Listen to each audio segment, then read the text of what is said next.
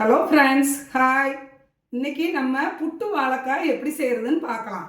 வாழைக்காயில் 2 ஓரங்களையும் cut பண்ணிவிட்டு நல்லா கழுவி எடுத்துகிட்டு வந்திருக்கேன். பாத்திரத்தில் தண்ணி கொதிச்சுக்கிட்டு இருக்கு. இதில் நம்ம வாழைக்காயை சேர்த்துக்கலாம். நல்லா கொதி வந்துருச்சு. வாழைக்காயை நம்ம திருப்பி விட்டுக்கலாம். திருப்பி விட்டால் 2 பக்கமும் நல்லா வெந்துடும். மூடி வச்சிடலாம். ஒரு 10 நிமிஷம் கழித்து பார்க்கலாம். மூடி வச்சு 10 நிமிஷம் ஆகுது. திறந்து பார்க்கலாம்.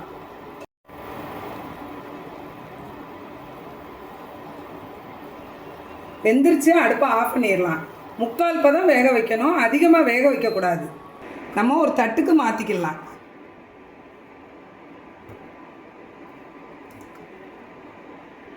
நல்லா ஆறட்டும். நல்லா ஆறிடுச்சு. நம்ம உரிச்சுக்கலாம்.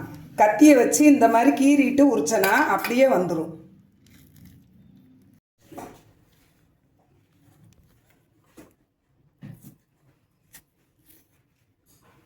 இந்த மாதிரி உரிச்சுக்கலாம்.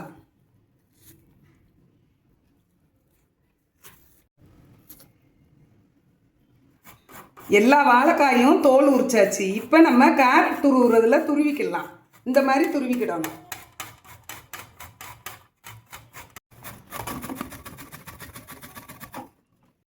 வாழைக்காயை கேரட் துருவுறதுல துருவியாச்சு. தாளிக்கிறதுக்கு அடுப்பில் ஒரு வடைச்சட்டி வச்சிருக்கு. எண்ணெய் ஊற்றிக்கலாம். கடுகு, உளுந்தம்பருப்பு. கடுகு நல்லா பொரிஞ்சிருச்சு. சீரகம், வத்தல் 1 கிள்ளி போட்டுக்கலாம். பொடியாக துருவுன இஞ்சி கொஞ்சம் போட்டுக்கலாம்.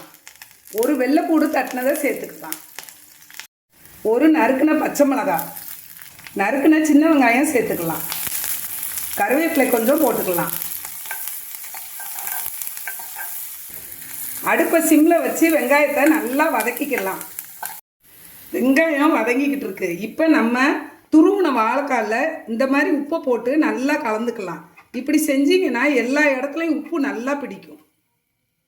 வெங்காயம் நல்லா வதங்கிருச்சு. துருவி வச்சிருக்கிற வாழைக்காயை சேர்த்துக்கலாம். அடுப்பை சிம்மில் வச்சு கிளறி கொடுத்துக்கலாம்.